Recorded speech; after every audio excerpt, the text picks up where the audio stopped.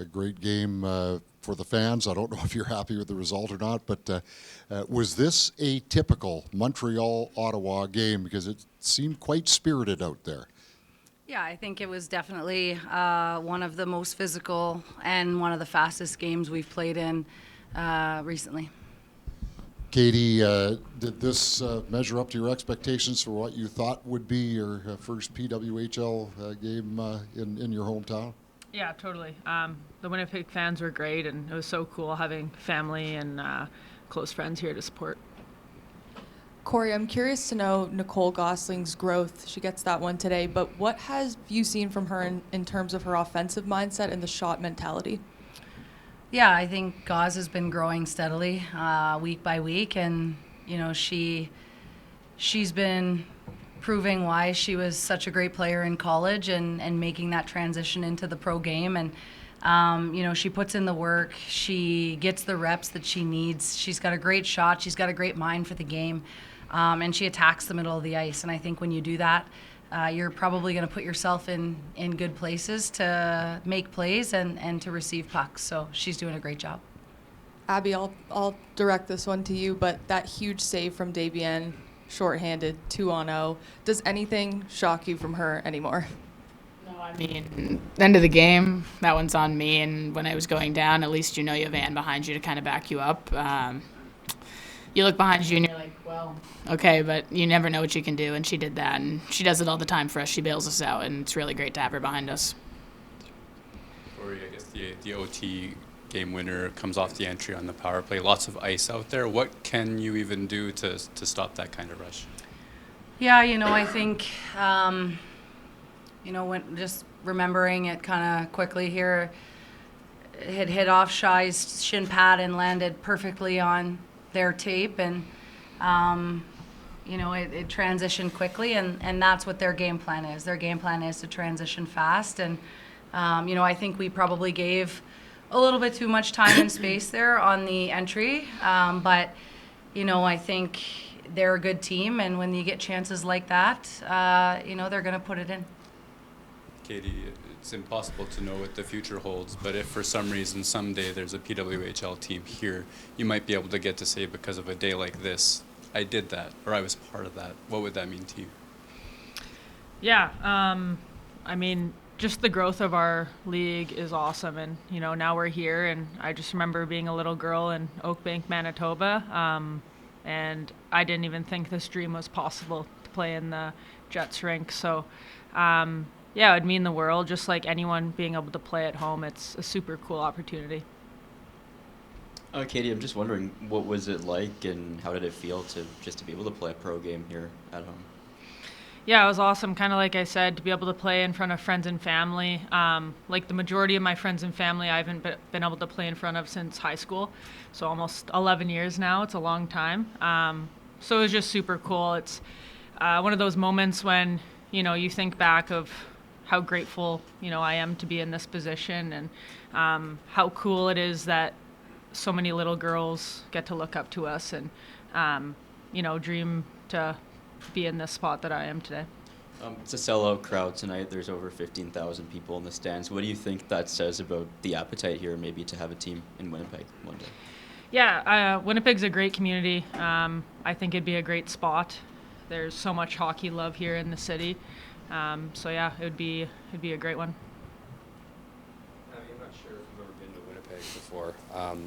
This is, I believe, your fourth stop, and I think you have a fifth takeover game this season.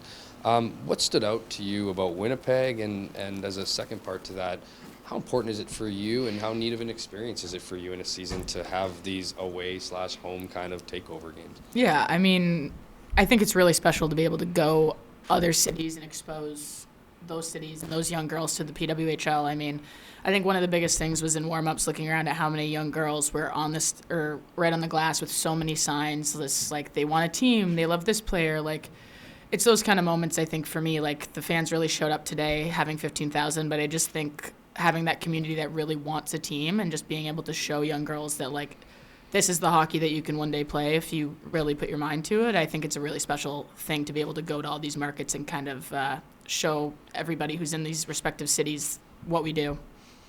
Kori, this is obviously a packed house. house and the crowd was in it. A lot of people's first time at a PWHL game, but there's a lot of people in the stands who had signs saying this is my fourth PWHL team or game or you know, and they have allegiances outside of Winnipeg.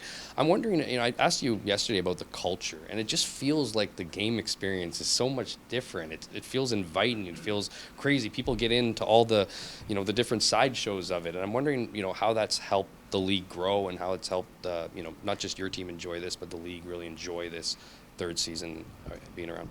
Yeah, I think, you know, the league definitely welcomes everybody, and I think it's really a family-friendly environment for people. And it was great to see all the different, you know, jerseys in the stands. I saw a lot of different jerseys, actually, not just the two teams that were playing on the ice. And I think that just speaks to, you know, the loyal fans that we do have, and the fans that we just continue to grow and build with. And it was very special here in Winnipeg to experience that. And, you know, and we were watching warm-ups as well, and you can tell it's going to be a sold-out crowd by a lot of people at warm-up already and around the glass, and with all their signs. So, you know, I can remember when I was young and I had to wake up at 5 a.m. to watch, you know, what was an NWHL game final because it wasn't on prime time and it wasn't going to be on the TSN highlights. So now to be able to be in front of you know, this type of crowd, but also to be in primetime television, it's very special, and it's amazing growth to see in my lifetime. Kori, having the best power play in the league, did you like the looks that you saw today in terms of that, or what did you see there? Yeah, I think our power play has been steadily growing all season, and both units have been contributing equally. I thought, you know, in the middle of the game there, I thought we had some good looks on the power play. You know, near the end of the game there, I think everybody was just squeezing their sticks just a little bit too tight and maybe rushing moments that maybe didn't need to be rushed, and that's okay. That's normal. That's going to happen, especially when you feel like throughout the game maybe you weren't creating a ton 5-on-5, so you're like, this is our opportunity to do it. So, and they put a lot of pressure on themselves, and you know, and that's normal, and we love that about them. They want to score, they want to help the team, and so I like some of the looks tonight, and you know, we debrief every power play and give them, you know, information, but have them kind of debrief and talk about it too. So there's definitely things to continue to work on. Abby, you could see the disappointment on your guys' faces. You know, it was a heck of a hockey game, but you're, you know, you're in such a great battle with Minnesota and Boston as well. How much of that is pushing you, and also a great race like that for first place? How good is that for the league? Yeah, I mean, I think it's great to play for a team like this. Everybody's super competitive. I mean, it definitely hurts a little more for me. I think that loss sends on me in the end. On the penalty and on the turnover that I just whiffed on. So unfortunately, that does fall on me, and it definitely hurts, but there's only so much you can do, and you got to let it go, and hopefully we can go to Minnesota and get 3 points and get back up in the race for first. Do you have an update by any chance on Mary? No, not right now. I mean, she didn't play in the game. She's not with us, so really that's all I have right now. Sorry, Kori, I think you were shaking your head kind of no when Abby was taking responsibility there. Yeah. Do you want to sort of stand for your player here? Yeah, I mean, the thing is we said in the room, like, throughout a game like that, I don't think it was our best, and I think the girls would agree with that. And I think that there's never one moment that decides a game. There's different moments throughout a game that create momentum, kill momentum, and you know, I think that there were moments where we created a lot of momentum, and I thought there were moments where we lost the momentum, and that kind of stuff is going to happen. And we've been a team all year that has been like, let's learn from it.